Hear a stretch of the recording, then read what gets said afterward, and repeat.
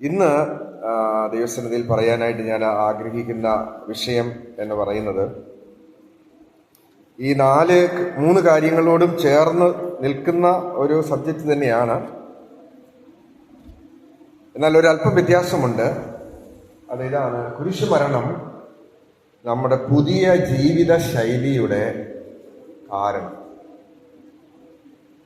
ക്രൂശുമരണത്തിലൂടെ നമുക്ക് ഒരു പുതിയ ജീവിത ശൈലിയിലേക്ക് പ്രവേശിക്കാനായിട്ടിടയാകുന്നു, അല്ലെങ്കിൽ ഇടയാകണം എന്നുള്ളതാണ് ഞാനിന്ന് പറയാനായിട്ട് ആഗ്രഹിക്കുന്ന ഒരു വിഷയം. വിശുദ്ധ വേദപുസ്തകം നമ്മൾ ആകമാനം പരിശോധിച്ച് നോക്കിക്കഴിഞ്ഞാൽ രണ്ട് കാര്യങ്ങൾ പ്രധാനമായിട്ടുമുണ്ട്. അതൊന്ന് ഉപദേശപരമായ വിശുദ്ധി എന്ന് പറയും. ഉപദേശപരമായ വിശുദ്ധി, അതായത് ഡോക്ട്രിനൽ ഹോളിനെസ്, കൃത്യമായിട്ടുള്ള ഡോക്ട്രിൻ ആയിരിക്കണം. രണ്ടാമത്തേത് ജീവിത വിശുദ്ധിയാണ്. ഉപദേശ വിശുദ്ധിയും ജീവിത വിശുദ്ധിയും ഒരു ദൈവ പൈതലിനെ സംബന്ധിച്ചിടത്തോളം വളരെ വളരെ പ്രധാനപ്പെട്ട കാര്യമാണ്. ഉപദേശപരമായിട്ടുള്ള കാര്യങ്ങളിൽ വിശുദ്ധിയാണോ എന്ന് ചോദിച്ചു കഴിഞ്ഞാൽ നമുക്ക് എല്ലാവർക്കും പറയാനായിട്ട് സാധിക്കും, നമ്മൾ വേദപുസ്തകത്തിന്റെ ഉപദേശ വിശുദ്ധിയോട് ചേർന്ന് നിൽക്കുന്നവരാണ്. എന്നാൽ ജീവിത വിശുദ്ധിയെക്കുറിച്ച് നമ്മൾ ചോദിക്കുമ്പോൾ അത്രമാത്രം ഉറപ്പോടുകൂടി നമുക്ക് പലർക്കും പറയാനായിട്ട് കഴിയാതെ വരുന്നു. അപ്പോൾ ഈ കുരിശുമരണത്തിലൂടെ നമുക്ക് ലഭിക്കുന്ന, അല്ലെങ്കിൽ നമ്മുടെ മുൻപിലേക്ക് വരുന്ന പ്രധാനപ്പെട്ട ഒരു കാര്യം, ഒരു പുതിയ ജീവിത ശൈലി നമുക്ക് കരഗതമാക്കണം എന്നുള്ളതാണ്. കുരിശുമരണം എന്ന് പറയുന്നത് ക്രിസ്തീയ വിശ്വാസത്തിന്റെ കേന്ദ്രമാണ്. യേശുക്രിസ്തു കുരിശിൽ മരിച്ചത് ഒരു ചരിത്ര സംഭവമാണ്. എന്നാൽ ആ ചരിത്ര സംഭവം മാത്രമല്ല, അത് നമ്മുടെ എല്ലാവരുടെയും ജീവിതത്തെ ആകമാനമായിട്ട് മാറ്റുന്ന ഒരു ആത്മീക സത്യമാണ്. 2000 വർഷങ്ങൾക്ക് മുമ്പ്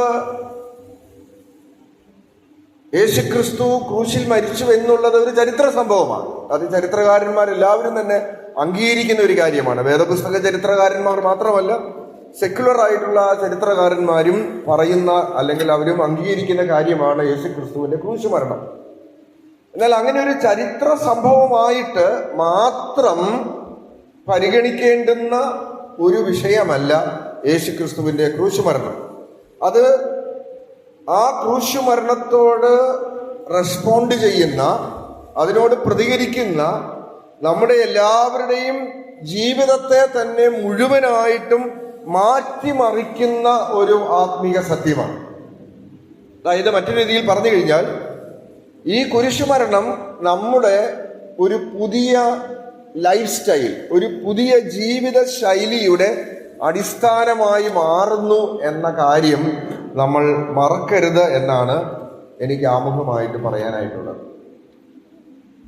നമ്മുടെ സത്യത്തിൽ എപ്പിസ്കോപ്പൽ സഭകളൊക്കെ ചെയ്യുന്നത് പോലെയുള്ള കുരിശുമരണവുമായി ബന്ധപ്പെട്ടുകൊണ്ടുള്ള ആചാരങ്ങളൊന്നും നമ്മൾ ചെയ്യുന്നില്ല, അനുഷ്ഠാനങ്ങളൊന്നും ചെയ്യുന്നില്ല. നമ്മൾ അതിന് പകരം പറയുന്നത്, നമ്മൾ എല്ലാ ദിവസവും യേശു കർത്താവിന്റെ ക്രൂശുമരണത്തെക്കുറിച്ച് ചിന്തിക്കുന്നവരാണ്. യേശുക്രിസ്തുവിന്റെ ക്രൂശുമരണത്തെക്കുറിച്ച് ഒരു മിനിറ്റെങ്കിലും, അല്ലെങ്കിൽ ഒരു പ്രാവശ്യമെങ്കിലും ചിന്തിക്കുകയോ നമ്മുടെ പ്രാർത്ഥനയിൽ ആ വാചകം ഉരുവിടാതെയോ നമ്മൾക്ക് ഒരു ദിവസം കഴിച്ചു കൂട്ടാനായിട്ട് പറ്റത്തില്ല, അല്ലേ? നമ്മുടെ എല്ലാ പ്രാർത്ഥനയിലും നമ്മൾ പ്രാർത്ഥിക്കുന്ന ഒരു പ്രാർത്ഥനയാണ്, കർത്താവേ, അങ്ങയുടെ മരണത്തിലൂടെ ഞങ്ങൾക്ക് ലഭിച്ച അനുഗ്രഹത്തിനായിട്ട് സ്തോത്രം, ജീവനായിട്ട് സ്തോത്രം, ഞങ്ങളുടെ പാപത്തെ എല്ലാം കർത്താവ് ഏറ്റെടുത്തു. ഈ വാചകങ്ങൾ പറയാതെ നമ്മളുടെ ഒരു പ്രാർത്ഥന പോലുമില്ല. അപ്പൊ നമ്മൾ എല്ലാ ദിവസവും യേശുക്രിസ്തുവിന്റെ ക്രൂശുമരണത്തെ ഓർക്കുന്നവരാണ്, ധ്യാനിക്കുന്നവരാണ്. എന്നാൽ അങ്ങനെ ഓർക്കുകയും ധ്യാനിക്കുകയും ചെയ്യുന്ന നമ്മളുടെ ജീവിതത്തിൽ, നമ്മുടെ ജീവിത ശൈലിക്ക് എത്രമാത്രം ഈ ക്രൂശുമരണം കാരണമായി തീർന്നിട്ടുണ്ട് എന്നുള്ളത് നമ്മൾ ഗൗരവമായിട്ടും ചിന്തിക്കേണ്ടുന്ന ഒരു കാര്യമാണ്. കൊലോസ്യ ലേഖനം നമ്മൾ 2-ാം അധ്യായത്തില് 14-15 വാക്യങ്ങൾ വായിക്കുമ്പോൾ നമുക്ക് കാണാൻ കഴിയുന്നത് കുരിശുമരണം ഒരു തോൽവിയല്ല. ഒരു മഹാവിജയമാണ്. ഒന്ന് വായിക്കാമോ? കൊലോസ്യ ലേഖനം 2-ാം അധ്യായം 14-15 വാക്യങ്ങൾ.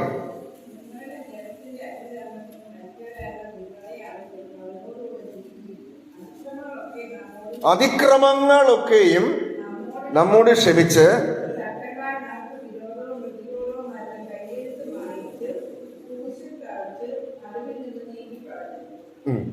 അടുത്തുകൂടെ.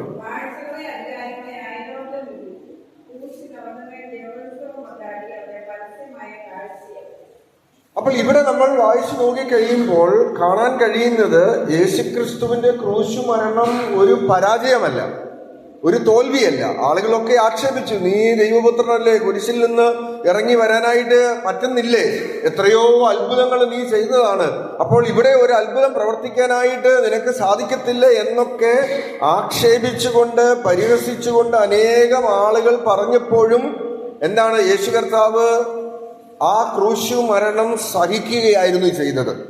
എന്തിനു വേണ്ടിയിട്ടാണ്? ക്രൂശു മരണം ഒരു പരാജയമല്ല, മറിച്ച് ഒരു വലിയ വിജയത്തിലേക്കുള്ള ചരിത്രപരമായിട്ടുള്ള കാൽവെപ്പാണ് എന്ന് മാനവ സമൂഹത്തിന്റെ മുൻപിൽ വെളിപ്പെടുത്തുവാൻ വേണ്ടിയിട്ടുള്ള ദൈവിക പദ്ധതിയുടെ ഭാഗമായിട്ടുള്ളതായിരുന്നു കുരിശുമരണം എന്ന് കർത്താവായ യേശു ക്രിസ്തുവിന് നന്നായിട്ട് അറിയാമായിരുന്നു. സ്തോത്രം. നമുക്കറിയാമല്ലോ, യേശു കർത്താവ് അത്ഭുതങ്ങൾ ഒന്നും ചെയ്തത് താൻ ഒരു വലിയ മഹാനാണെന്ന് കാണിക്കാൻ വേണ്ടിയിട്ടല്ല. യേശു ഒരത്ഭുതം ചെയ്തതും താൻ മഹാനാണെന്ന് കാണിക്കാൻ വേണ്ടിയിട്ടല്ല. യേശു അത്ഭുതം ചെയ്തത് മുഴുവനും മനുഷ്യരോടുള്ള കരുണയുടെയും സ്നേഹത്തിന്റെയും ആർദ്രതയുടെയും ഒക്കെ പ്രതിഫലനമായിട്ടാണ്.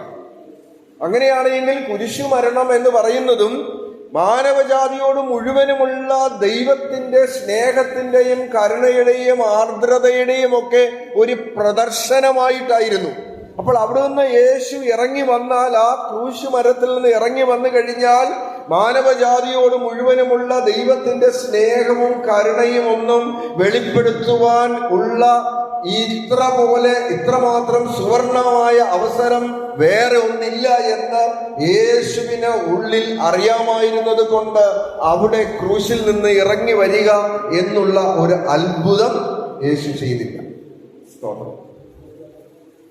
അപ്പോൾ മാനവജാതിയോട് മുഴുവനുമുള്ള കർത്താവായ യേശു ക്രിസ്തുവിന്റെ സ്നേഹത്തിന്റെ പ്രതിഫലനമായിട്ടാണ് കുരിശുമരണം എന്നുള്ളത് നമ്മൾ അവിടെ മനസ്സിലാക്കുന്നു.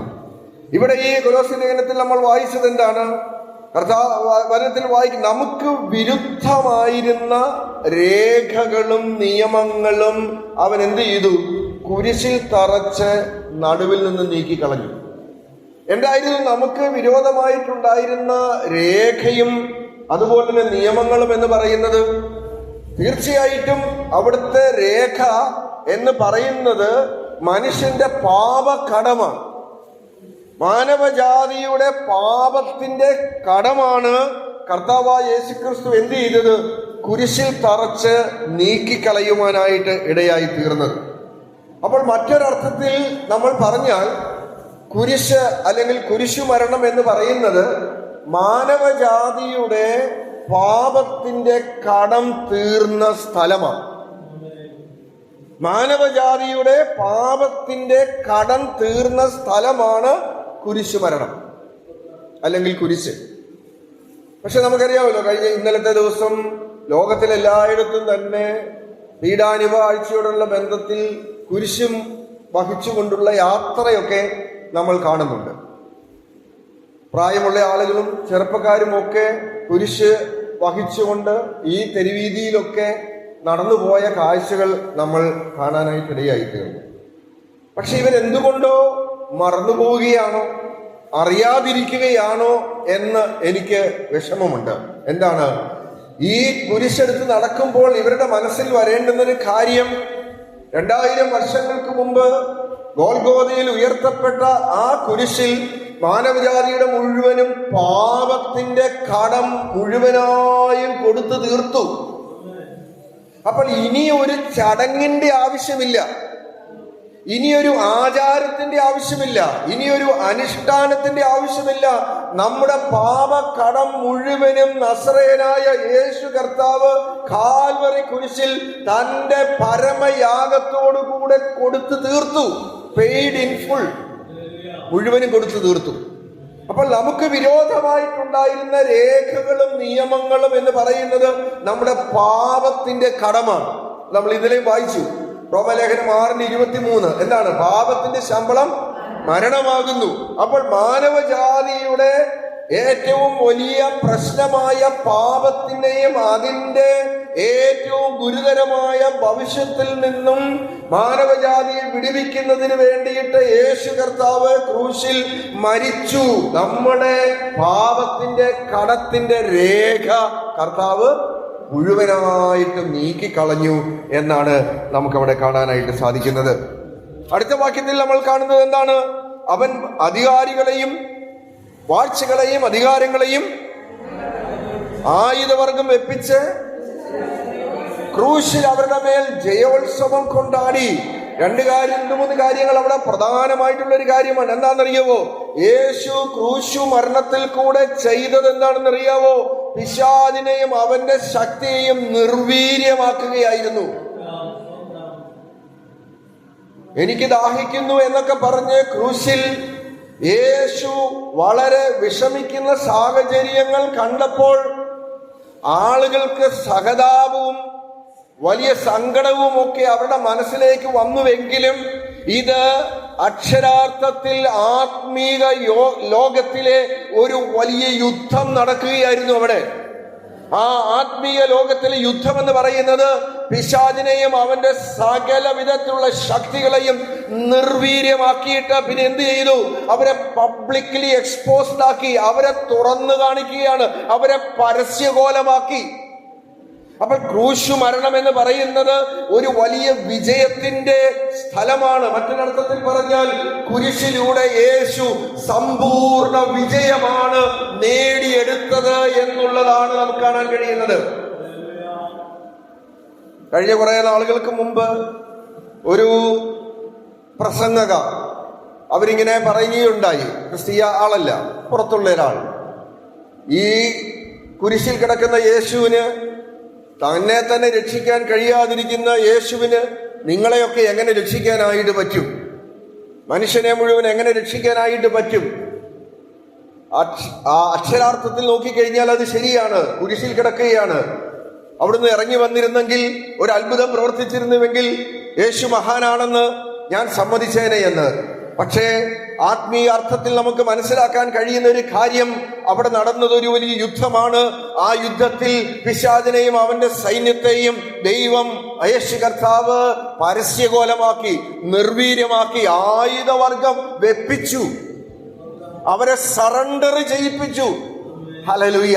അങ്ങനെയാണെങ്കിൽ പ്രിയമുള്ള ദൈവമക്കളെ, ഈ കുരിശുമരണം ഒരു പരാജയമല്ല. നമ്മുടെ പാപത്തിന്റെ കടം റദ്ദാക്കിയ സ്ഥലമാണ്. നമ്മുടെ പാപത്തിന്റെ കടത്തെ മുഴുവനായിട്ടും കൊടുത്തു തീർത്ത സ്ഥലമാണ് എന്ന് നമുക്ക് മനസ്സിലാക്കുവാനായിട്ട് സാധിക്കും. അങ്ങനെയെങ്കിൽ ഈ കുരിശുമരണം നമ്മുടെ ജീവിതത്തിൽ എന്താണ് നടത്തുന്നത്? നമ്മുടെ ജീവിതത്തിൽ എന്താണ് കുരിശുമരണത്തിന്റെ ആഫ്റ്റർ ഇഫക്റ്റ് എന്ന് പറയുന്നത്? നമുക്കറിയാം, ആഫ്റ്റർ ഇഫക്റ്റ് ഇന്നലെ നമ്മൾ കേട്ടു. എന്തൊക്കെയാണ്? പാപമോചനം നമുക്ക് ലഭിച്ചു, അല്ലേ? നമുക്ക് നിത്യജീവൻ നമുക്ക് ലഭിച്ചു. നമ്മുടെ മരണം കർത്താവ് നീക്കിക്കളഞ്ഞു. നമ്മുടെ ശത്രുവിനെ ദൈവം തോൽപ്പിച്ചു കളഞ്ഞു. അപ്പോൾ നമുക്ക് അങ്ങനെ ഒത്തിരി ആത്മീയ ഗുണങ്ങൾ യേശുക്രിസ്തുവിന്റെ ക്രൂശ് മരണത്തിലൂടെ ലഭിച്ചു എന്നുള്ളത് സത്യമാണെങ്കിലും, പ്രിയമുള്ളവരെ, ഞാൻ ഇന്ന് പറയാനായിട്ട് ആഗ്രഹിക്കുന്നത് കുരിശു മരണം ഒരു വിളിയാണ്. നമ്മളെല്ലാവരെയും വിളിക്കുന്ന ഒരു വിളിയാണ്. എന്താണ് ആ വിളി എന്ന് പറയുന്നത്?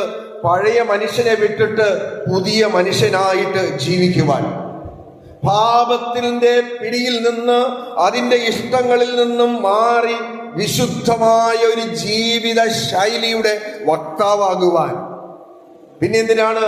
സ്വാർത്ഥതയിൽ നിന്നും സ്നേഹത്തിലേക്ക് നടക്കാൻ. അപ്പോൾ കുരിശുമരണം ആത്മീകമായ ഒത്തിരി അനുഗ്രഹങ്ങൾ, നന്മകൾ നമ്മുടെ ജീവിതത്തിൽ നൽകുന്നുണ്ട്. അത് ലോകത്തിൽ ആർക്കും നൽകാൻ കഴിയാത്ത ഒരു വലിയ ആത്മീയ അനുഗ്രഹമാണ് എന്നുള്ളതിന് യാതൊരു സംശയവുമില്ല.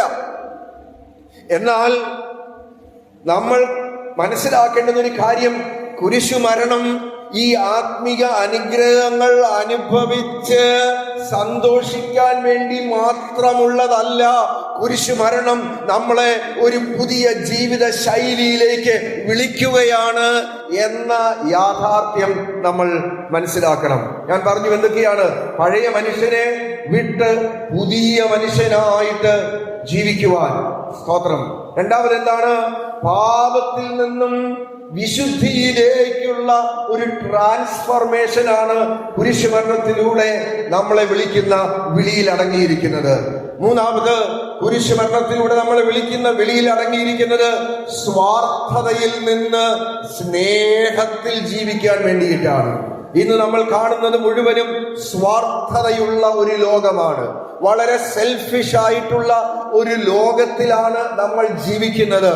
ആ ലോകത്തിൽ നമ്മൾ ജീവിക്കുമ്പോൾ യേശുക്രിസ്തുവിന്റെ കുരിശുമരണത്തിലൂടെ നമുക്ക് ലഭിക്കുന്ന വിളി എന്താണെന്നറിയാവോ? സ്വാർത്ഥതയോട് യാത്ര പറഞ്ഞിട്ട് സ്നേഹത്തിൽ അധിഷ്ഠിതമായിട്ടുള്ള ഒരു ജീവിതം നയിക്കുവാനായിട്ടുള്ള വിളിയാണ്. ഈ കാര്യം നമ്മൾ മനസ്സിലാക്കേണ്ടിയിരിക്കുന്നു. സ്തോത്രം. പിന്നെയും അനുദിനം നമ്മൾ എന്ത് ചെയ്യരുത്? പാപത്തിൽ തുടരാനായിട്ടല്ല ദൈവം ആഗ്രഹിക്കുന്നത്. യോഹന്നാന്റെ ലേഖനത്തിലൊക്കെ നമ്മൾ വായിക്കുന്ന ഒരു വചനമുണ്ട്. എന്താണ്? ദൈവത്തിന്റെ വചനം എന്ന വിത്ത് നമ്മളുടെ ഉള്ളിൽ കിടക്കുന്നു. അപ്പോൾ വചനം എന്ന വിത്ത് ഉള്ളിൽ കിടക്കുന്ന നമ്മൾ എന്താണ്? പാപത്തിൽ തുടരാനായിട്ട് ദൈവം ആഗ്രഹിക്കുന്നില്ല. പാപം ചെയ്തുകൊണ്ടിരിക്കാനായിട്ട് ദൈവം ആഗ്രഹിക്കുന്നില്ല. സ്തോത്രം. പാപത്തോട് കോംപ്രമൈസ് ചെയ്യുന്ന ഒരു ജീവിത ശൈലി അല്ല നമ്മൾ അനുവർത്തിക്കേണ്ടത്. വിശുദ്ധിക്ക് വേണ്ടിയിട്ട് എന്തും സഹിക്കേണ്ടി വന്നാലും, എന്ത് കഷ്ടം അനുഭവിക്കേണ്ടി വന്നാലും, എന്തൊക്കെ നഷ്ടങ്ങൾ അനുഭവിക്കേണ്ടി വന്നാലും, വിശുദ്ധ ജീവിതത്തിന് വേണ്ടിയിട്ട് തന്നെത്താൻ ഏൽപ്പിച്ചു കൊടുക്കുന്ന ഒരു ക്രിസ്തീയ ജീവിതത്തിന്റെ വക്താക്കളായി മാറാൻ വേണ്ടിയാണ് കുരിശുമരണത്തിലൂടെ യേശു കർത്താവ് നമ്മളെ ഓരോരുത്തരെയും വിളിക്കുന്നത്. നമ്മളെ ഫിലിപ്പി ലേഖനം 2-ാം അധ്യായത്തിലെ 6 മുതൽ 8 വരെയുള്ള വാക്യങ്ങൾ വായിക്കുമ്പോഴത്തേക്കിന് ഈ വിളിയുടെ സവിശേഷതകൾ നമുക്ക് കാണുവാനായിട്ട് സാധിക്കുന്നുണ്ട്. ഫിലിപ്പി ലേഖനം 2-ാം അധ്യായം 6 മുതൽ 8 വരെയുള്ള വാക്യങ്ങൾ വായിക്കാമോ? അവൻ ദൈവരൂപത്തിൽ ഇരിക്കെ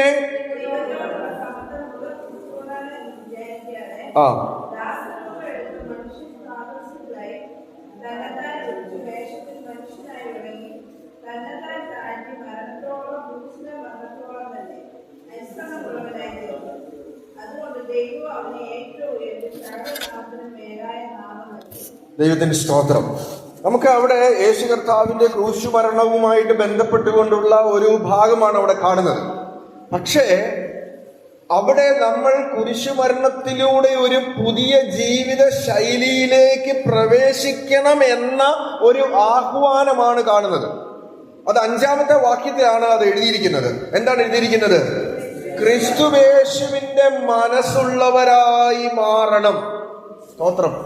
ക്രിസ്തുവേശുവിന്റെ മനസ്സുള്ളവരായി നമ്മൾ മാറണമെന്ന് 5-ാമത്തെ വാക്യത്തിൽ പറഞ്ഞിട്ട് 6-ാമത്തെ വാക്യം മുതൽ പറയുകയാണ് ക്രിസ്തുവേശുവിന്റെ മനസ്സ് എങ്ങനെയുള്ള മനസ്സാണെന്ന്. സ്തോത്രം. അവിടെ എഴുതിയിരിക്കുന്നത് എന്താണ്? അവൻ ദൈവരൂപത്തിൽ ഇരിക്കെ ദൈവത്തോടുള്ള സമത്വം മുറുകെ പിടിച്ചുകൊള്ളണം എന്ന് വിചാരിക്കാതെ, സ്തോത്രം, ദാസരൂപമെടുത്ത്. പ്രിയമുള്ളവരെ, നമ്മളൊന്ന് ചിന്തിച്ചു നോക്കിക്കേ. ഉയർന്ന ഒരു വലിയ പൊസിഷനിൽ ഇരിക്കുന്ന ഒരാൾക്ക് ആ സ്ഥാനത്ത് നിന്നും ഇറങ്ങി ഒരു സെർവന്റ് ആവുക എന്ന് പറയുന്നത് അത്ര എളുപ്പമുള്ള കാര്യമല്ല, നടക്കുമല്ലാത്ത കാര്യം. അത്ര എളുപ്പമൊന്നല്ല, നടക്കത്തില്ല. സ്തോത്രം. അതുകൊണ്ടാണല്ലോ ഈ അധികാരത്തിന് വേണ്ടിയിട്ടുള്ള വടംവലി മുഴുവൻ നടക്കുന്നത്. അധികാരത്തിലേക്ക് വന്നിട്ട് പിന്നെ ഒന്നുമില്ലാത്തതായി മാറുക എന്ന് പറഞ്ഞു കഴിഞ്ഞാൽ സഹിക്കാൻ പറ്റത്തില്ല, ഉൾക്കൊള്ളാനായിട്ട് പറ്റത്തില്ല. ഇവിടെ ദൈവം മനഃപൂർവമായിട്ട് ഏതെങ്കിലും ഒരു ലോകപ്രകാരമുള്ള പൊസിഷനിൽ നിന്ന് മാറുകയല്ലായിരുന്നു ചെയ്തത്. അവൻ മുമ്പിലത്തെ വാക്യം അവിടെ എഴുതിയിരിക്കുന്നത് എങ്ങനെയാണ്? അവൻ ദൈവരൂപത്തിൽ ഇരിക്കെ ദൈവത്തോടുള്ള സമത്വം മുറുകെ പിടിക്കണമെന്ന് വിചാരിക്കാതെ ദാസരൂപം എടുക്കാനായിട്ടിടയായി തീർന്നു. Praise the Lord. പ്രിയമുള്ളവരെ, അവിടെ എന്താണ് നമ്മൾ കാണാൻ കഴിയുന്നത്?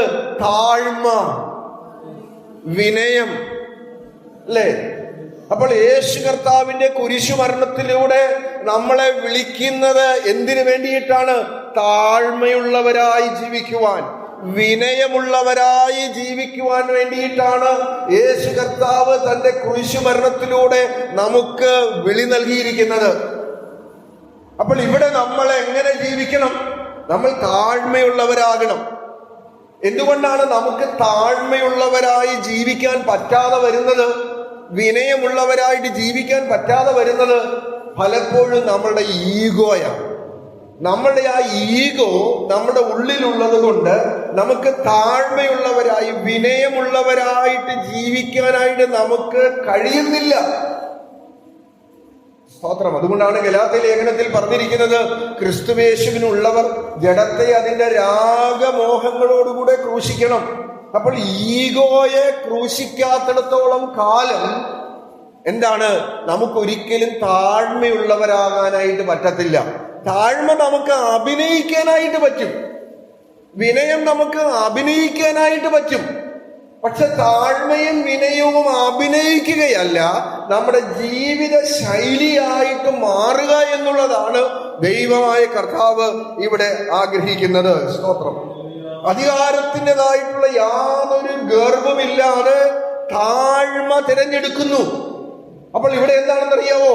സ്ഥാനമാനങ്ങളെക്കാൾ സ്വഭാവമാണ് പ്രധാനം. പൊസിഷനേക്കാളും അധികാര സ്ഥാനങ്ങളെക്കാളും ഒക്കെ ഏറ്റവും പ്രധാനമായിരിക്കുന്ന കാര്യം എന്താണെന്നറിയാവോ? സ്വഭാവം. നമ്മുടെ സ്വഭാവം ഈ താഴ്മയും വിനയവും ഇല്ല എങ്കിൽ നമ്മൾ യേശുക്രിസ്തുവിന്റെ ക്രൂശു മരണത്തിന്റെ വിളിയോട് റെസ്പോണ്ട് ചെയ്യുന്നവരല്ല. സ്തോത്രം. ഹല്ലേലൂയ. അവിടെ നമ്മൾ വായിക്കുന്ന ഒരു വാചകമുണ്ട്, എന്തെന്നറിയുമോ? തന്നെത്താൻ ഒഴിച്ച് വേഷത്തിൽ മനുഷ്യനായി സ്വയം ശൂന്യനാക്കി എന്ന ഒരു പദമാണ് അവിടെ ഉപയോഗിച്ചിരിക്കുന്നത്. കെനു എന്ന് പറയുന്ന ഒരു റൂട്ട് വേർഡിൽ നിന്നാണ് ഗ്രീക്കിൽ, അതിനാണ് കെനോസിസ് എന്നൊക്കെ പറയുന്ന വാക്കുകളൊക്കെ വന്നിരിക്കുന്നത്. അത് പറഞ്ഞു കഴിഞ്ഞാൽ തന്റെ മുഴുവൻ അധികാര സ്ഥാനമാനങ്ങളെയും മാറ്റിവെച്ചിട്ട്, അതും പിടിച്ചുകൊണ്ടല്ല, അത് മാറ്റിവെച്ചിട്ട് വേഷത്തിൽ മനുഷ്യനായി വിളങ്ങി. സ്തോത്രം. ദൈവം മനുഷ്യനാവുക എന്ന് പറയുന്നത് ഒരു വലിയ ചരിത്ര സംഭവമാണ്, വലിയ അത്ഭുതമാണ്. ദൈവം മനുഷ്യനാവുക, അതാണ് യേശു കർത്താവിന്റെ ജീവിതത്തിൽ സംഭവിച്ചത്. ദൈവമായവൻ മനുഷ്യനായി മാറുവാനായിട്ടിടയായി തീർന്നു. സ്തോത്രം. അതുകൊണ്ടാണല്ലോ യേശു ഇത്രമാത്രം പീഡിപ്പിക്കപ്പെടുവാനായിട്ടിടയായത്. മനുഷ്യരുടെ എല്ലാ വിധത്തിലുള്ള തോന്നിയവാസങ്ങൾക്കും, മനുഷ്യരുടെ എല്ലാ വിധത്തിലുള്ള ഉപദ്രവങ്ങൾക്കും കളിയാക്കലുകൾക്കും എല്ലാം യേശു വിധേയപ്പെടാനായിട്ടിടയായി തീർന്നത് എന്തുകൊണ്ടാണ്? He became a man. ഒരു മനുഷ്യനായി തീരാനിടയായി തീർന്നു. സ്തോത്രം.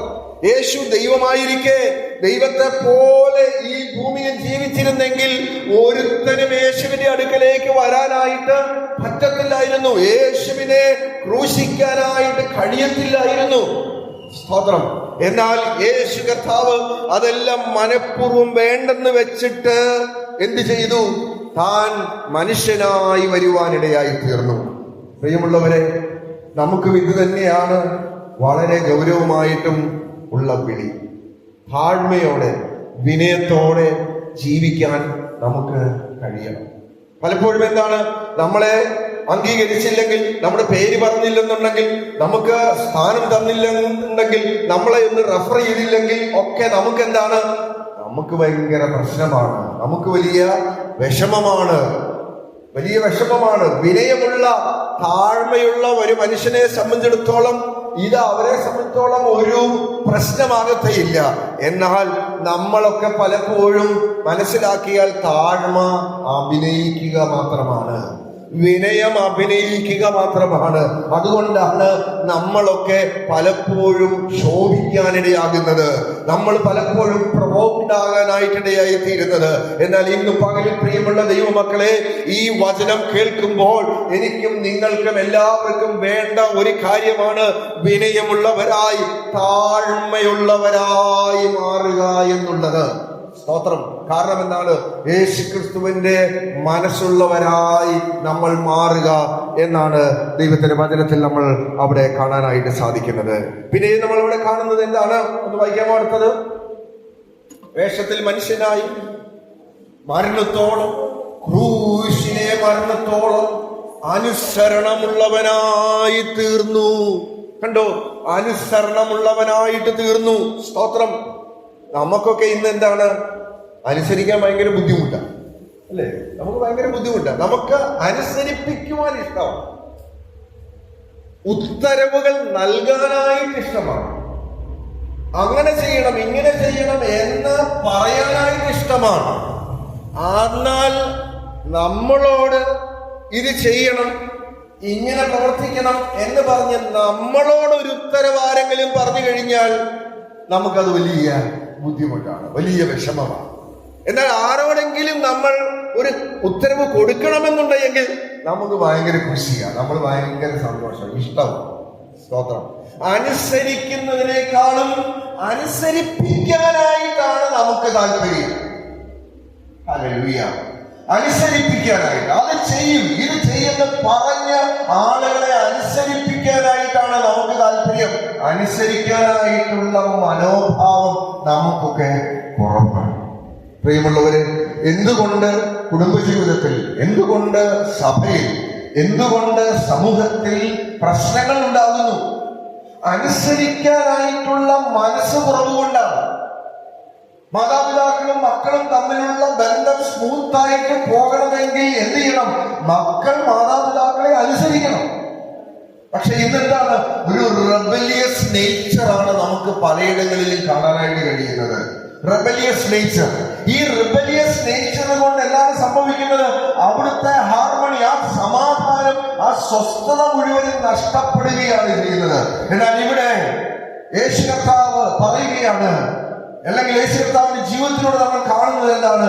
പിതാവായ ദൈവത്തെ സകലത്തിലും അനുസരിക്കാനായിട്ടിടയായി തീർന്നു. പ്രിയമുള്ള ദൈവമക്കളെ, നമ്മൾ ദൈവത്തെ അനുസരിക്കുന്നവരാണോ?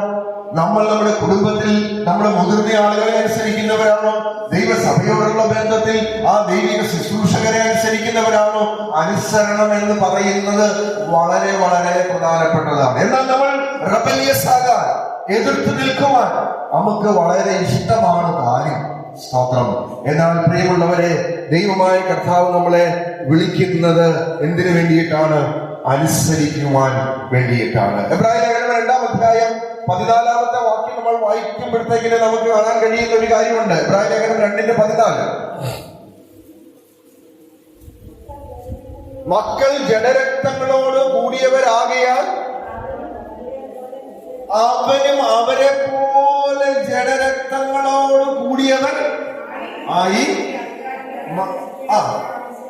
കണ്ടോ? യേശു കർത്താവ് ജഡരക്തങ്ങളോട് കൂടിയവനായി. He identified with the people. He became one among them. Hallelujah. He became one among them. He identified with the people. ജനങ്ങളുമായിട്ട്, മനുഷ്യരുമായിട്ട് ഇടകലർന്ന് ജീവിക്കുവാനായിട്ടിടയായി. ഞാൻ വലിയ പുള്ളിയാണ്, ഞാൻ അങ്ങേ വീട്ടിലെയാണ്, ഞാൻ അവിടുത്തെ ആളാണ് എന്ന് പറഞ്ഞുകൊണ്ട് എല്ലാവരിൽ നിന്നും അകലം പാലിച്ച് നിൽക്കുന്ന ആളായിരുന്നില്ല. യേശു എല്ലാവരോടും ഐഡന്റിഫൈ ചെയ്തു. സ്തോത്രം. യേശുവിന്റെ അരികിൽ വരാനായിട്ട് ഒരു അപ്പോയിന്റ്മെന്റ് വേണ്ടായിരുന്നു? ഇല്ല. ഇന്നത്തെ നമ്മുടെ യേശുവിന്റെ ശിഷ്യന്മാരെന്ന് പറയുന്ന വിലയേറിയ ദാസന്മാരുടെ അരികിൽ കാണാൻ ചെല്ലണമെന്നുണ്ടെങ്കിൽ നമ്മൾ പ്രായർ അപ്പോയിന്റ്മെന്റ് വേണം, അല്ലേ? മുൻകൂട്ടി അപ്പോയിന്റ്മെന്റ് വേണം, എങ്കിലേ ഉള്ളവരെ കാണാനായിട്ട് പറ്റുന്നുള്ളൂ. പക്ഷെ ആരാണ്?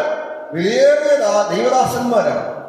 പക്ഷെ നമ്മൾ മനസ്സിലാക്കേണ്ടുന്ന ഒരു കാര്യം, യേശു ജനങ്ങളുമായിട്ട് ഇടകലർന്നാണ് ജീവിച്ചത്. Identified with Jesus, identified with the people.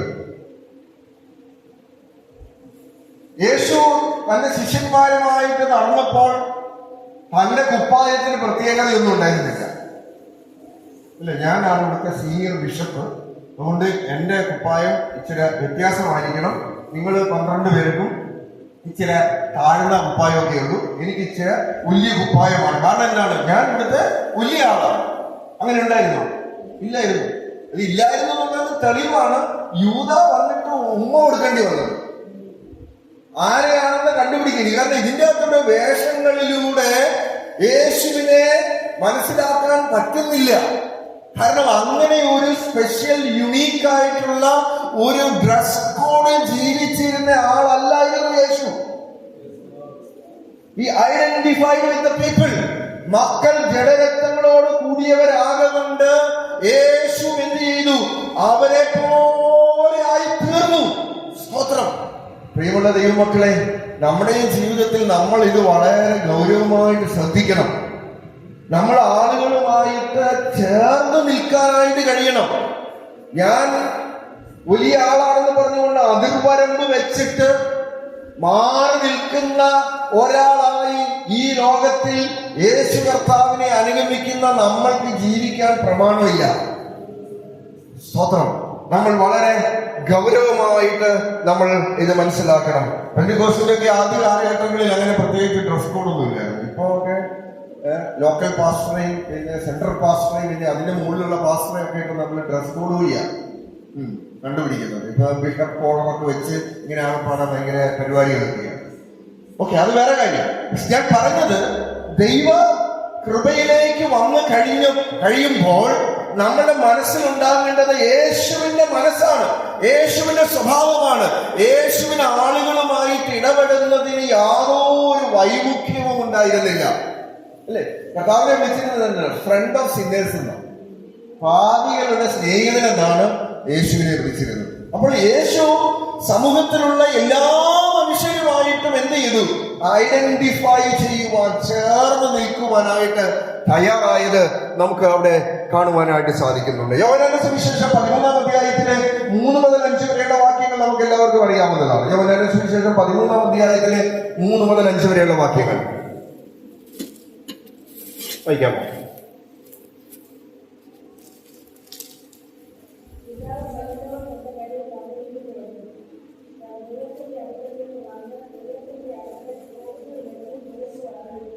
ദൈവത്തിന്റെ അടുക്കൽ നിന്ന് വന്നുവെന്നും ദൈവത്തിന്റെ അടുക്കൽ പോകുന്നുവെന്നും ആരറിഞ്ഞിരുന്നു? യേശു അറിഞ്ഞിരുന്നു. അപ്പോൾ യേശുവിന്റെ പേഴ്സണാലിറ്റിയെ കുറിച്ച്, ഐഡന്റിറ്റിയെ കുറിച്ച് ഒരു കൺഫ്യൂഷനും ഇല്ലല്ലോ. താൻ ആരാണെന്ന് യേശുവിന് അറിയാമായിരുന്നു. അടുത്ത.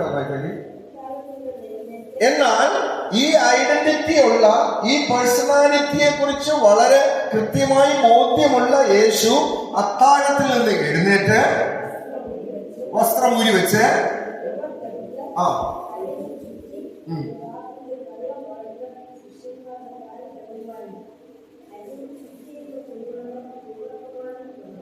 ആലോചിച്ച് നോക്കിക്കേ. ഒരു സെർവന്റ് ഹുഡിന്റെ ഏറ്റവും അങ്ങേയറ്റത്തെ ഒരു കാര്യമാണ് നമുക്ക് ഇവിടെ കാണാനായിട്ട് സാധിക്കുന്നത്. യേശു ആരാണെന്ന് അറിയാമായിരുന്നു. താൻ ദൈവത്തിൽ നിന്ന് വന്നുവെന്നും ദൈവത്തിലേക്ക് പോകുന്നുവെന്നും തനിക്കറിയാം. അതായത് യേശു കർത്താവിന്റെ പേഴ്സണാലിറ്റിയെ കുറിച്ച് യേശുവിന് ഒരു ഡൗട്ടും ഉണ്ടായിരുന്നില്ല. 100% യേശുവിന് അത് അറിയാമായിരുന്നു. അത് അറിഞ്ഞിട്ടും യേശു എന്ത് ചെയ്തു? തന്റെ ശിഷ്യന്മാരുടെ കാല് കഴുകാൻ വേണ്ടിയിട്ട് യേശു കർത്താവ് തയ്യാറായി. സെർവ് ചെയ്യുവാൻ, ഇന്ന് ലീഡ് ചെയ്യാനായിട്ടാണ് എല്ലാവർക്കും ഇഷ്ടം, അല്ലെ? ഇന്ന് ലീഡ് ചെയ്യാനായിട്ടാണ്.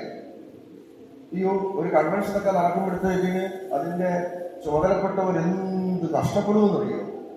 കാരണം ഓരോ സെഷനിൽ ആളുകളെ അക്കോമഡേറ്റ് ചെയ്യണം, ലീഡ് ചെയ്യാനായിട്ട്. അറ്റ്ലീസ്റ്റ് അത് കിട്ടിയാൽ മതി. അപ്പൊ ലീഡ് ചെയ്യാൻ വേണ്ടിയിട്ട് ആളുകൾക്ക് വലിയ താല്പര്യമാണ്. എന്നാൽ സെർവ് ചെയ്യാൻ വേണ്ടിയിട്ട് ആളുകൾക്ക് താല്പര്യമില്ലാതെ വരുന്നു. ഇവിടെ കർത്താവ് എന്താ ചെയ്തത്? കർത്താവ് തന്റെ ആ ഒരു പ്രത്യേക ഫംഗ്ഷന്റെ സമയത്ത് താൻ അവിടുന്ന് എഴുന്നേറ്റ് അവിടെ ശിഷ്യന്മാരുടെ കാല് കഴുകുവാനായിട്ടിടയായിരുന്നു. ഏറ്റവും മീൻ ജോബ്, അതായത് ഏറ്റവും താഴേക്കിടയിലുള്ള, അന്നത്തെ കാലഘട്ടത്തിൽ വീട്ടില് സെർവന്റ് എന്ന് പറയാൻ പറ്റത്തില്ല, അതിന്റെ അങ്ങേയറ്റത്തെ ബോൺ സെർവൻസ് ചെയ്യുന്ന ഒരു ജോലിയായിരുന്നു യേശു കർത്താവ് സ്വമനസാലെ ചെയ്യാനായിട്ടിടയായത്. ദൈവമക്കളെ, നമ്മളുടെ ആറ്റിറ്റ്യൂഡ് എങ്ങനെയുണ്ട്? ഹല്ലേലൂയ. ശുശ്രൂഷ ചെയ്യാൻ വേണ്ടിയിട്ട്, ശുശ്രൂഷ എന്ന് പറയുമ്പോഴത്തേക്കിനൊക്കെ നമ്മള് വരുന്നില്ല, സ്റ്റേജിൽ കയറി പാട്ട് പാടുക, പ്രസംഗിക്കുക, ഇതൊക്കെയാണ് നമ്മൾ ശുശ്രൂഷ എന്ന് പറഞ്ഞ നമ്മളുടെ മനസ്സിൽ നമ്മൾ അതിനെ ഡിഫൈൻ ചെയ്തിരിക്കുന്നത്. എന്നാൽ മറ്റുള്ള ഒരാൾക്ക് വേണ്ടിയിട്ട് തന്റെ ജീവിതത്തെ ഏൽപ്പിച്ചു കൊടുക്കാൻ കഴിയുന്ന ഒന്നാണ് ശുശ്രൂഷ എന്നുള്ളത്. സെർവൻഹുഡ് എന്നുള്ളൊരു കാര്യം നമ്മൾ കൃത്യമായിട്ടും മനസ്സിലാക്കേണ്ടിയിരിക്കുന്നു. സ്തോത്രം, ഹല്ലേലൂയ. അപ്പോൾ അങ്ങനെ വരുമ്പോൾ കുരിശെന്ന് പറയുന്നത് ദൈവസ്നേഹത്തിന്റെ ഏറ്റവും വലിയ ഒരു പ്രകടന സ്ഥലമാണ്. ദൈവസ്നേഹത്തിന്റെ ഏറ്റവും വലിയ ഒരു പ്രകടന സ്ഥലമാണ് യേശു കർത്താവിന്റെ കുരിശ് എന്ന് പറയുന്നത് നമുക്ക് കാണാൻ സാധിക്കുന്നു. എങ്ങനെയെന്ന്, തന്റെ ജീവൻ ശത്രുക്കൾക്ക് വേണ്ടി പോലും കൊടുക്കുന്ന സ്നേഹം. ശത്രുക്കൾക്ക് വേണ്ടി പോലും തന്റെ ജീവനെ കൊടുക്കുന്ന സ്നേഹം. പ്രിയമുള്ള ദൈവമക്കളെ, നമ്മൾ എങ്ങനെയായിരിക്കണം അപ്പോൾ? സ്തോത്രം, താഴ്മയുള്ളവരായിരിക്കണം, വിനയമുള്ളവരായിരിക്കണം, അനുസരണമുള്ളവരായിരിക്കണം, സെർവ് ചെയ്യാൻ നമുക്ക് കഴിയണം, സ്നേഹിക്കാനായിട്ട് നമുക്ക് കഴിയണം. സ്തോത്രം. കർത്താവിന്റെ സ്നേഹത്തിന് യാതൊരു വിധത്തിലുള്ള പരിധികളും ഉണ്ടായിരുന്നില്ല. ഇന്ന ആളുകളെ, ഇന്ന വിഭാഗത്തെ, ഇന്ന മനുഷ്യരെ, അങ്ങനെയുള്ളൊരു സ്നേഹം യേശുവിന് ഉണ്ടായിരുന്നില്ല.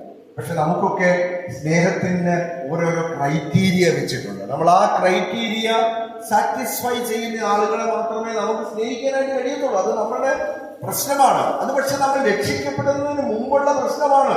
രക്ഷിക്കപ്പെട്ട് കഴിഞ്ഞാൽ പിന്നീട് നമ്മൾ ആ ഒരു പ്രോബ്ലം കണ്ടിന്യൂ ചെയ്യുവാനായിട്ട് വരരുത്. ദൈവസ്നേഹത്തിലേക്ക് നമ്മൾ വന്നു. റോമലേഖനം 5-ാം അധ്യായത്തിൽ നമ്മൾ വായിക്കുന്നത് ദൈവത്തിന്റെ സ്നേഹം പരിശുദ്ധാത്മാവിനാൽ നമ്മുടെ ഹൃദയങ്ങളിൽ പകർന്നിരിക്കുന്നു എന്നാണ്. നമ്മൾ രക്ഷിക്കപ്പെടുന്നതിന് മുമ്പ് നമ്മളിൽ ഉണ്ടായിരുന്ന സ്നേഹം മാനുഷിക സ്നേഹമാണ്. ഈ മാനുഷിക സ്നേഹത്തിന് എന്താണ് പ്രശ്നം? ക്രൈറ്റീരിയ വെച്ച് മാത്രമേ സ്നേഹിക്കത്തുള്ളൂ. ആ ക്രൈറ്റീരിയ ഫുൾഫിൽ ചെയ്യുന്നവരെ മാത്രമേ നമ്മൾ സ്നേഹിക്കത്തുള്ളൂ. എന്നാൽ ദൈവ സ്നേഹത്തിന്റെ പ്രശ്നം ക്രൈറ്റീരിയ ഇല്ല, അൺകണ്ടീഷണൽ ലവ് ആണ്. അവിടെ യാതൊരു വിധത്തിലുള്ള ക്രൈറ്റീരിയയും ഇല്ല. സ്തോത്രം. എല്ലാവരെയും സ്നേഹിക്കുന്ന, എല്ലാവരെയും ചേർത്ത് നിർത്തുന്ന ഒരു സ്നേഹമാണ് യേശു കർത്താവിന്റെ സ്നേഹം എന്നുള്ളത്. അതുകൊണ്ട് പ്രിയമുള്ള ദൈവമക്കളെ, നമ്മൾ എന്ത് ചെയ്യണം?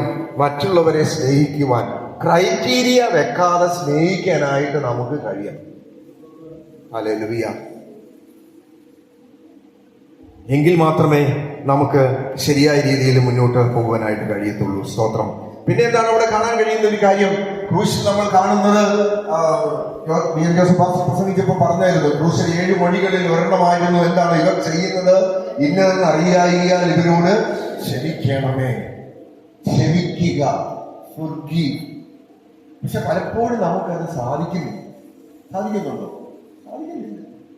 നമ്മള് രക്ഷിക്കപ്പെട്ടു, കൂട്ടായ്മയിൽ വന്നിരിക്കുന്നു എന്നൊക്കെ പറഞ്ഞാലും നമ്മളുടെ ഉള്ളിൽ ആ ഒരു ദേഷ്യവും ഇഷ്ടക്കേടും ഒക്കെ ഉണ്ട്.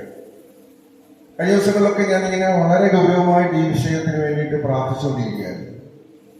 അപ്പോൾ എനിക്ക് മനസ്സിലായ ഒരു കാര്യം, പുറമെ പ്രത്യേകിച്ചൊന്നുമില്ല, പുറമേ ഇല്ല, പക്ഷെ അകത്ത് ഇങ്ങനെയുള്ള ചില പ്രശ്നങ്ങളുണ്ട്.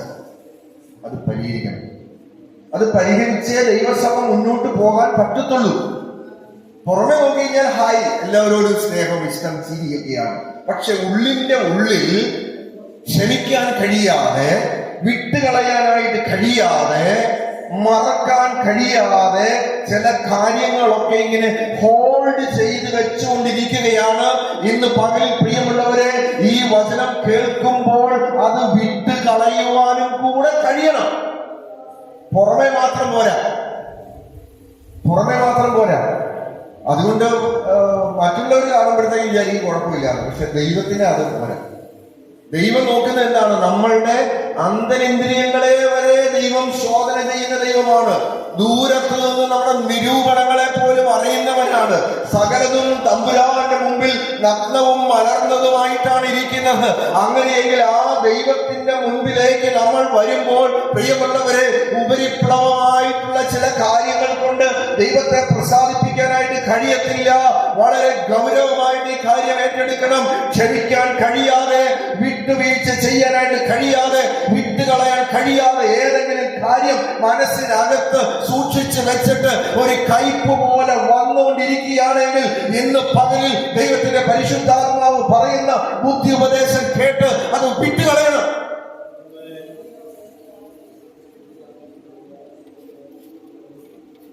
ഹല്ലേലൂയ. വളരെ ഗൗരവമാണ്. എന്താണ് കർത്താവായ യേശുവിന്റെ മനസ്സ്? ക്രൂശ് മരണത്തിലൂടെ ദൈവം നമ്മളെ ഒരു പുതിയ ജീവിത ശൈലിയിലേക്ക് വിളിക്കുകയാണ്. നമ്മുടെ ആത്മീയ അനുഗ്രഹങ്ങളുണ്ട്, തീർച്ചയായിട്ടും നല്ലത് തന്നെയാണ്. നമ്മൾ കഴിഞ്ഞ ദിവസങ്ങളിൽ എല്ലാവരും ചിന്തിച്ചു. അതുകൊണ്ടാണ് ഞാൻ അങ്ങനെ ആ ടോപ്പിക് എല്ലാം അങ്ങനെ പ്രാർത്ഥിച്ച് അറേഞ്ച് ചെയ്തത്, ഓരോരുത്തർക്കും കൊടുത്തത്. ആത്മീയ അനുഗ്രഹങ്ങളെല്ലാം ഉണ്ട്, അതിനെ ഒട്ടും വില കുറച്ച് കാണാനായിട്ട് നമുക്ക് പറ്റത്തില്ല. പക്ഷേ ഈ ആത്മീയ അനുഗ്രഹങ്ങൾ ഉണ്ട് എന്ന് പറഞ്ഞുകൊണ്ട് നമ്മൾ ഒരു പുതിയ ജീവിത ശൈലിയുടെ വക്താക്കളാകുന്നില്ലെങ്കിൽ കുരിശു മരണത്തിലൂടെ നമുക്ക് ഒന്നും ലഭിക്കില്ല. അതുകൊണ്ടാണ് ഞാൻ ആദ്യം പറഞ്ഞത്, നമുക്ക് ഉപദേശപരമായ വിശുദ്ധിയുണ്ട്, ജീവിത വിശുദ്ധിയുണ്ട്. ഇതൊരു പക്ഷിയുടെ രണ്ട് ചിറകുകൾ പോലെ, ഒരു നാണയത്തിന്റെ രണ്ട് ഭാഗങ്ങൾ പോലെ ഈക്വലി ഇമ്പോർട്ടന്റ് ആണ്. ഒരു ചിറക് കൊണ്ട് ഒരു പക്ഷിക്ക് പറക്കാൻ പറ്റത്തില്ല. ഒരു വശത്ത് മുദ്ര കൊണ്ട് മാത്രം ആ നാണയം വാലിഡ് ആകത്തില്ല. രണ്ടും ആവശ്യമാണ് എന്നുള്ളത് കൊണ്ട് പ്രിയമുള്ള ദൈവമക്കളെ, വളരെ ഗൗരവമായിട്ട് ഈ കാര്യം നമ്മൾ മനസ്സിലാക്കണം. ഒരു പുതിയ ജീവിത ശൈലിയിലേക്ക്, പുതിയ ഒരു ജീവിത നിലവാരത്തിലേക്ക്, ഒരു ലൈഫ് സ്റ്റൈലിലേക്ക് ദൈവം ഈ ക്രൂശ് മരണത്തിലൂടെ ഓരോ ദൈവമക്കളെയും വിളിക്കുകയാണ് എന്ന യാഥാർത്ഥ്യം മനസ്സിലാക്കി അതിനനുസരിച്ച് നമ്മൾ പ്രതികരിക്കാൻ തയ്യാറാകണം. ഹല്ലേലൂയ. നമ്മൾ മുന്നോട്ട് പോകുമ്പോഴത്തേക്കിന് ക്രൂശ് മരണത്തിന്റെ കുറച്ചുകൂടെയും ഡീപ്പായിട്ടുള്ള ആ മീനിങ്ങിലേക്ക് നമ്മൾ പോവുകയാണ്. റോമലേഖനം 6-ാം അധ്യായത്തിലെ നമ്മൾ 6-ാമത്തെ വാക്യം വായിക്കാം. റോമലേഖനം 6:6.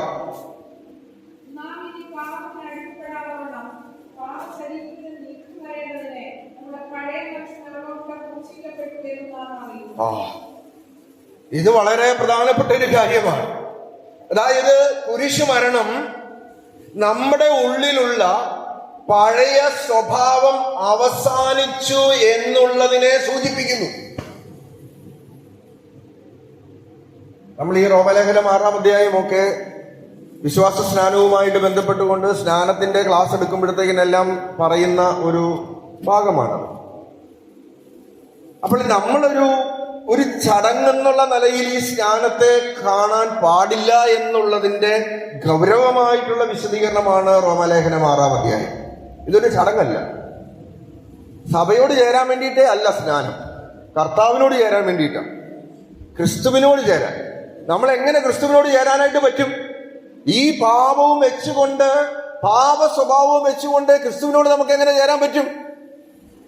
അപ്പോൾ ക്രൂശ് മരണത്തിലൂടെ ദൈവം നമ്മളെ വിളിക്കുന്നത് എന്താണെന്നറിയാവോ? നമ്മുടെ ഉള്ളിലുള്ള പഴയ സ്വഭാവം, പാപ സ്വഭാവം ക്രൂശിക്കപ്പെട്ടു, അത് അവസാനിച്ചു.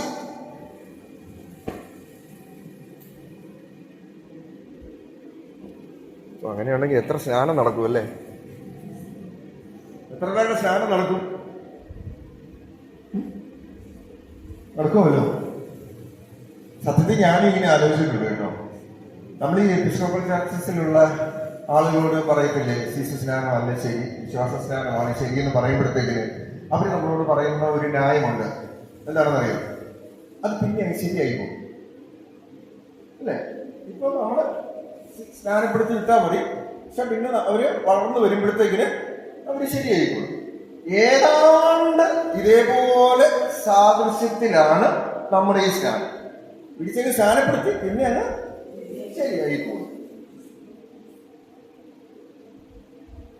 ശരിയായിക്കോളും എന്ന് വിചാരിച്ചുകൊണ്ടുള്ള സ്നാനമല്ല. സ്തോത്രം. ഈ പൗലോസ് തന്നെ പറഞ്ഞിട്ടുണ്ട്, ഞാൻ ഈ സ്നാനപ്പെടുത്താനായിട്ടൊന്നുമല്ല വന്നത്. നമ്മൾ ഈ കണക്കൊക്കെ ഉണ്ട് ഒത്തിരി പേര്. ഞാൻ ഇത്ര പേരെ സ്നാനപ്പെടുത്തി, ഒരു ദിവസം ഞാൻ 1000 പേരെ സ്നാനപ്പെടുത്തി. ഭയങ്കര.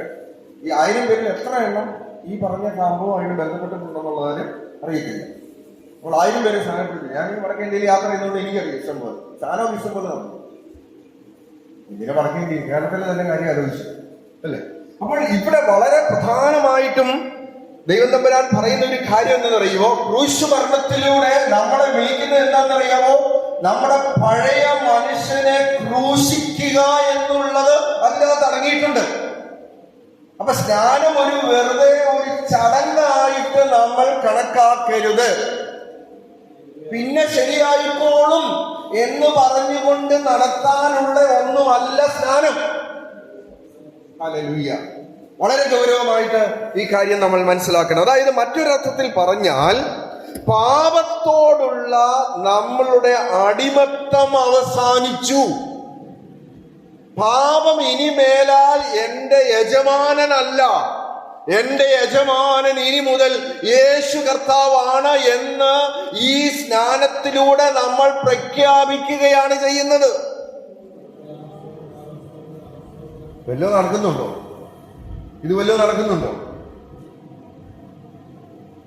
അപ്പോൾ എന്റെ ആഗ്രഹം, ഞാൻ പ്രാർത്ഥിക്കുന്നത് കൂടുതലും ദൈവമേ ഇത്ര പേര് സ്നാനപ്പെടണം, നമുക്ക് അങ്ങനെയൊക്കെ ചിന്തയുണ്ടെങ്കിലും രക്ഷിക്കപ്പെടണം എന്നുള്ളതാണ് എന്റെ ചിന്ത.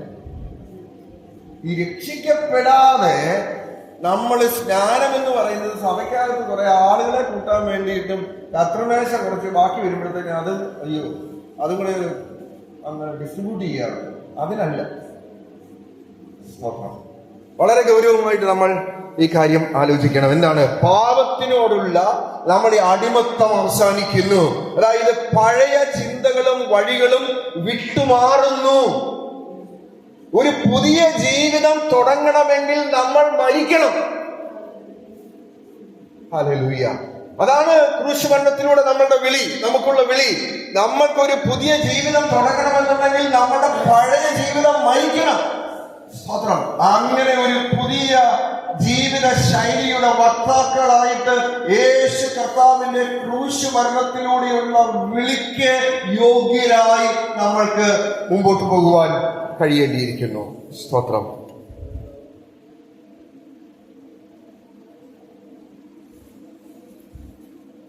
ഒരു കാര്യമാണ് പറഞ്ഞ് ഞാൻ വേഗത്തിൽ നിർത്താം.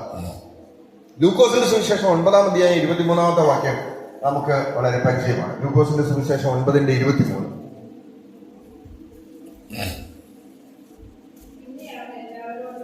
പിന്നെ അവൻ എല്ലാവരോടും പറഞ്ഞത്,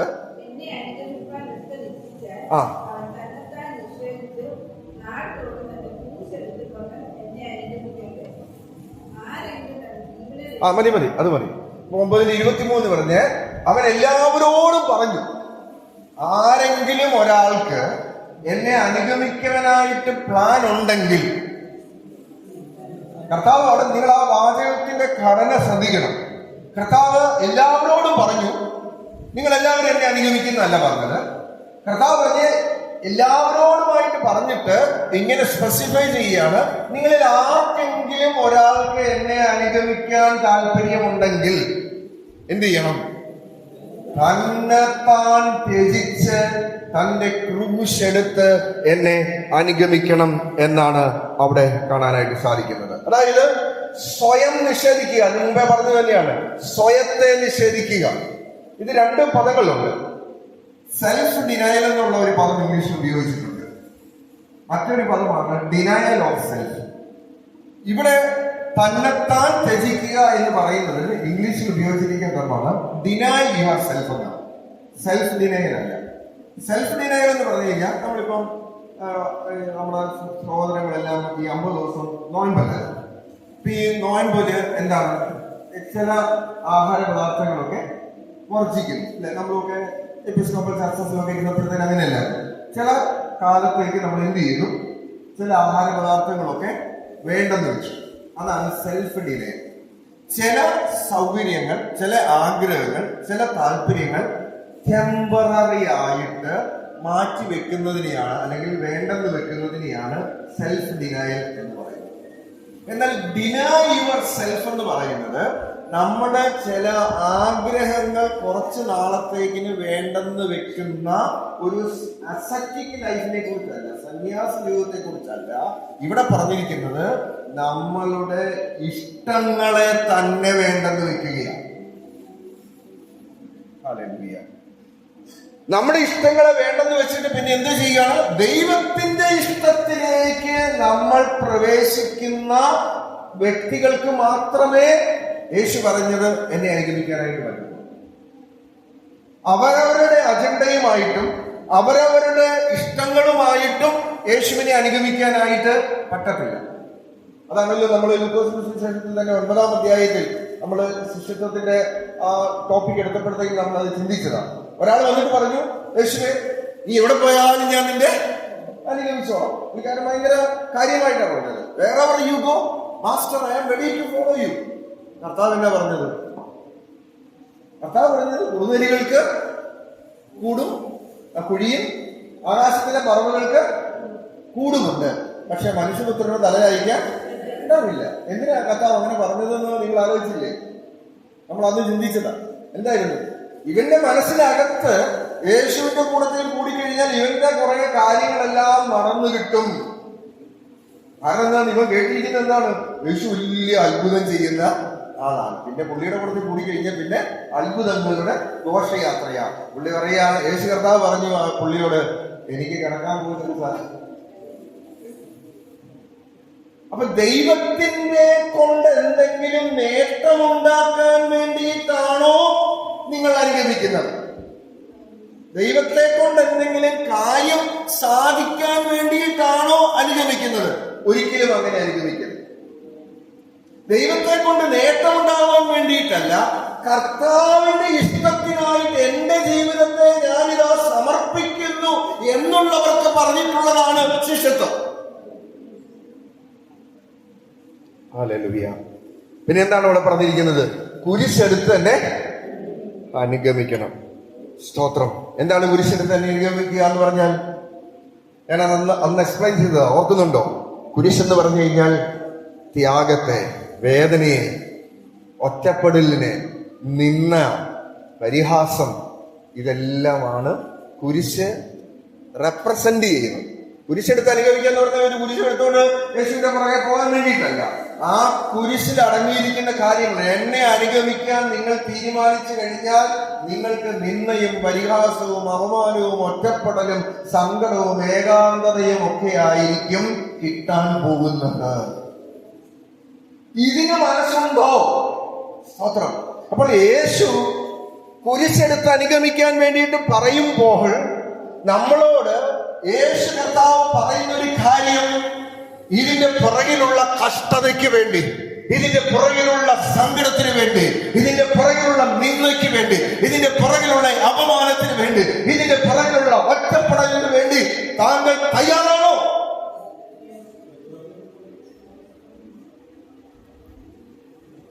ഹല്ലേലൂയ. എന്നിട്ട് ഇവിടെ പറഞ്ഞിരിക്കുന്നത് എന്താണ്? ദിവസേന എടുക്കണം.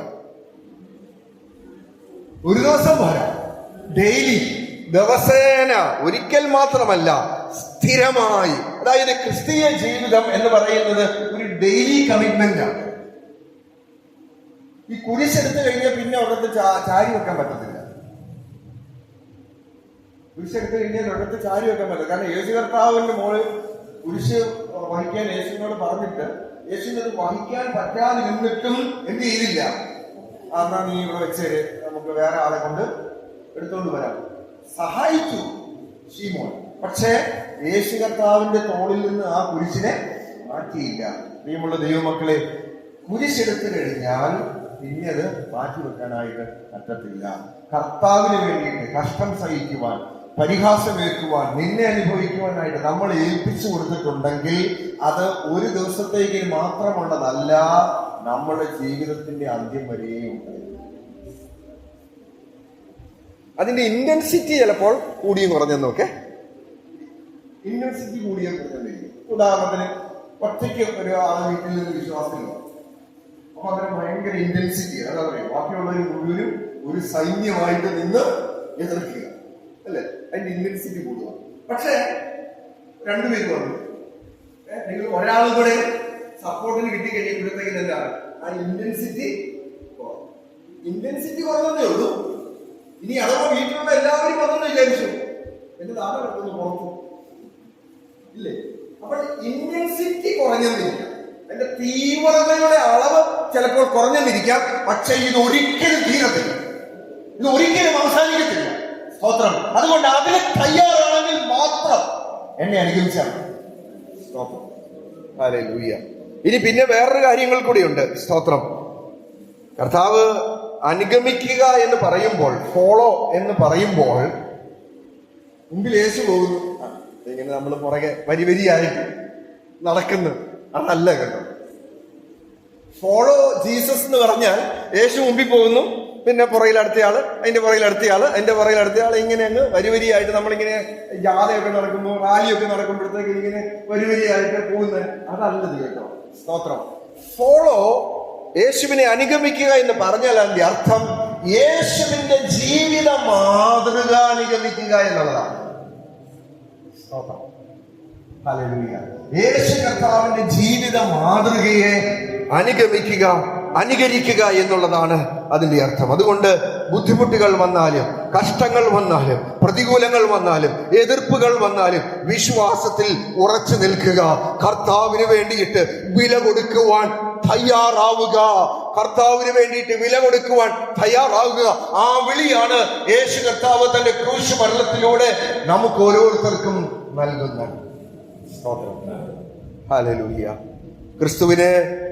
യേശുവിനെ പിൻഗമിക്കുന്നത്, യേശുവിനെ അനുഗമിക്കുന്നത് അതൊരു സൗകര്യത്തിന്റെ വഴിയല്ല കേട്ടോ, അതൊരു സമർപ്പണത്തിന്റെ വഴിയാണ്.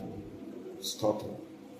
അങ്ങനെയെങ്കിൽ പ്രിയമുള്ള ദൈവമക്കളെ, നമ്മുടെ ക്രിസ്തീയ ജീവിതത്തിൽ നമ്മൾ എങ്ങനെ ജീവിക്കണം എന്നുള്ളതിനെ കുറിച്ച് വളരെ കൃത്യമായിട്ട് രേഖപ്പെടുത്തിയിരിക്കുക. ഒരു വാക്യം കൂടെ പറഞ്ഞ് ഞാൻ അവസാനിപ്പിക്കാം.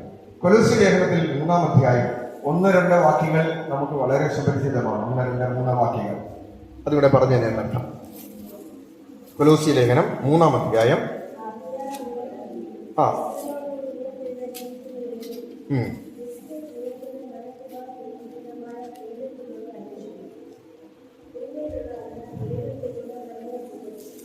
ഹല്ലേലൂയ. നമ്മൾ കർത്താവായ യേശുവിനെ, അവിടെ നിങ്ങൾ കർത്താവായ യേശുവിനോട് ഉയർത്തെഴുന്നേറ്റിരിക്കുന്നു എങ്കിൽ എന്ന് പറഞ്ഞിരിക്കുന്നതിന് സ്നാനവുമായിട്ട് ബന്ധപ്പെടുത്തിയാണ്. 2-ാം അധ്യായത്തിൽ അത് രേഖപ്പെടുത്തിയിട്ടുണ്ട്. അപ്പോൾ ഈ കർത്താവായ യേശു ക്രിസ്തുവിനോടുകൂടി നിങ്ങൾ ഉയർത്തെഴുന്നേറ്റിരിക്കുന്നുവെങ്കിൽ എന്ന് പറഞ്ഞാൽ നമ്മൾ ആ സ്നാനം നമ്മൾ അനുഭവിച്ചിട്ടുണ്ടെങ്കിൽ, നമ്മൾ ചെയ്തിട്ടുണ്ടെങ്കിൽ, ഇവിടെ എന്താണ് പറഞ്ഞിരിക്കുന്നത്? ഉയരത്തിലുള്ളത് അന്വേഷിക്കുവാൻ നമുക്ക് കഴിയണം. അതായത് യേശു കർത്താവ് പറഞ്ഞു, എന്റെ രാജ്യം ഐഹികമല്ല അല്ലെ. യേശു ഇവിടെ വന്നിട്ട് ഒരു ഭൗതികമായിട്ടുള്ള ഒരു രാജ്യസ്ഥാപനത്തിന് വേണ്ടിയിട്ടുള്ള അജണ്ടയായിട്ടല്ല വന്നത്. പക്ഷെ ആളുകളൊക്കെ പേടിച്ചു. ഭരണാധിപന്മാരും ചക്രവർത്തിമാരും രാജാക്കന്മാരും എല്ലാം പേടിച്ചു പോയി. ഇനി ഇവൻ ഇവിടെ വന്നിട്ട് ഞങ്ങളെല്ലാം തകിടം മറിച്ചിട്ട് അധികാരം പിടിച്ചെടുക്കുമോ എന്ന് അവരൊക്കെ പേടിച്ചു. അതുകൊണ്ട് യേശു ആവർത്തിച്ച് പറഞ്ഞിരുന്നു, എന്താണ്? എന്റെ രാജ്യം ഐഹികമല്ല. ദൈവരാജ്യം എന്ന് പറയുന്നത് ഒരു ഫിസിക്കൽ കിങ്ഡം അല്ല. ഇപ്പോൾ യേശു അതെല്ലാം എംഫസൈസ് ചെയ്തിരുന്നുകൊണ്ടിരുന്നു. ഇവിടെ കർത്താവ് പറയുന്നത്, ആ ദൈവത്തിൽ പറയുന്നത് എന്താണ്? ആകയാൽ നിങ്ങൾ ക്രിസ്തുവിനോട് കൂടെ ഉയർത്തെഴുന്നേറ്റിരിക്കുന്നുവെങ്കിൽ നിങ്ങൾ ഭൂമിയിലുള്ളതല്ല ഉയരത്തിലുള്ളത് ചിന്തിക്കുക. അതായത് ഒരു ഭൗതിക കാര്യങ്ങളെ ഫോക്കസ് ചെയ്തുകൊണ്ടുള്ള ഒരു ക്രിസ്ത്യാനിറ്റി അല്ല ദൈവമായ കർത്താവ് വിഭാവനം ചെയ്തത്. ഈ നമ്മള് ഇങ്ങനെ പറയാറുണ്ടല്ലോ, ചില ആളുകളൊക്കെ സാക്ഷ്യം പറയുന്നത്, ഈ കറുത്ത വേദവസ്ഥ, ഇത് കറുത്തതല്ല, ബ്രൗണ വേദവസ്ഥ എടുത്തതാണ് എല്ലാ അനുഗ്രഹത്തിന്റെയും ആഴമെന്ന് പറഞ്ഞുകൊണ്ടത്. എത്രയോ പേര് ഈ വേദപുസ്തകം എടുത്തിട്ട് ഇപ്പോഴും കഷ്ടതയുടെയും വേദനയുടെയും പ്രതികൂലങ്ങളുടെയും അവസ്ഥയിൽ തന്നെ ജീവിക്കുന്നു. അപ്പൊ അവര് കേൾക്കുമ്പോഴത്തേക്കിന് എന്നാ വിചാരിക്കും? ഇനി അഥവാ പൗലോസ് കേട്ടാൽ എന്നാ വിചാരിക്കും?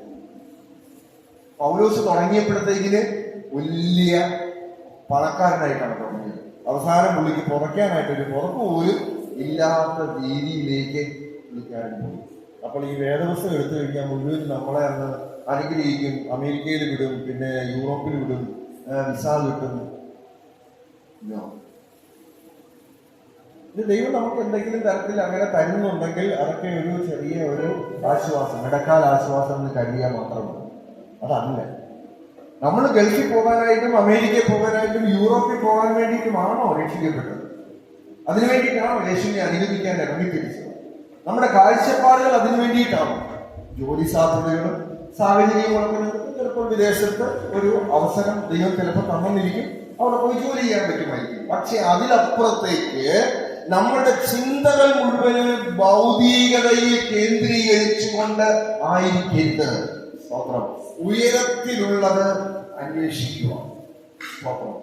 സ്വർഗീയമായതിനെ അന്വേഷിക്കുക. ഈ ലോകത്തിൽ നമുക്ക് ഒന്നും കിട്ടിയില്ലെങ്കിലും, അല്ലെ, ഞെരുക്കത്തിന്റെ അപ്പമാണ് നമുക്ക് ലഭിക്കുന്നതെങ്കിലും ഞാൻ എന്ത് ചെയ്യും? കർത്താവിനെ വിട്ട് മാറത്തില്ല. യേശുവിന്റെ പുറകെ ഞാൻ യാത്ര ചെയ്യും. പ്രിയമുള്ള ദൈവമക്കളെ, നമ്മുടെ ക്രിസ്തീയ ജീവിതത്തിൽ തീർച്ചയായിട്ടും ഗൗരവമായിട്ട് മനസ്സിലാക്കണം. ഞാൻ വാക്കിലൂടെ അവസാനിപ്പിക്കുക. ഈ പ്രധാനപ്പെട്ട ഒരു സന്ദേശമാണ് എനിക്ക് നിങ്ങളോട് കമ്മ്യൂണിക്കേറ്റ് ചെയ്യാനായിട്ട്. എന്താണ്? യേശു കർത്താവിന്റെ ക്രൂശ് മരണത്തിലൂടെ നമുക്ക് ഒത്തിരി ആത്മീയ അനുഗ്രഹങ്ങൾ ലഭിക്കുന്നു. അത് ലോകത്തിൽ ഒരു മനുഷ്യർക്കും, ഇന്നലെ നമ്മൾ കേട്ടതുപോലെ ഒരു മനുഷ്യർക്കും, എത്ര ശക്തിയുള്ളവനും എത്ര അധികാരമുള്ളവനും എത്ര പണമുള്ളവനാണെങ്കിലും തരാൻ പറ്റത്തില്ല. എന്താണ്? മരണത്തെ നീക്കാൻ പറ്റത്തില്ല, പാപത്തെ നീക്കാൻ പറ്റത്തില്ല, പിശാചിനെ തകർക്കാൻ പറ്റത്തില്ല. അത് തമ്പുരാന് മാത്രമേ സാധിക്കത്തുള്ളൂ. ഹല്ലേലൂയ. ആത്മീയ അധികാരം, ആത്മീയമായ അനുഗ്രഹങ്ങളെല്ലാം ഉണ്ട്. എന്നാൽ കർത്താവിന്റെ ക്രൂശ് മരണത്തിലൂടെ നമുക്കൊരു വിളിയുണ്ട്. ഒരു പുതിയ ജീവിത ശൈലിയുടെ വക്താക്കളായിട്ട് ഇവിടെ ജീവിക്കണം. യേശു കർത്താവിന്റെ സ്വഭാവത്തോട് അനുരൂപപ്പെട്ടുകൊണ്ട്, യേശു കർത്താവിന്റെ മനസ്സിനോട് ചേർന്ന് നിന്നുകൊണ്ട്, യേശു കർത്താവിന്റെ സ്വഭാവത്തോട് ചേർന്ന് നിന്നുകൊണ്ടുള്ള ഒരു ക്രിസ്തീയ ജീവിതത്തിലേക്കാണ് തമ്പുരാൻ നമ്മളെ വിളിച്ചിരിക്കുന്നത് എന്ന കാര്യം മനസ്സിലാക്കിക്കൊണ്ട് ഈ ക്രൂശു മരണത്തിന്റെ കാര്യങ്ങളെ നമ്മൾ ഓർക്കണം. നമുക്ക് ദൈവസന്നിധിയിൽ നമ്മളെ തന്നെ സമർപ്പിക്കാം.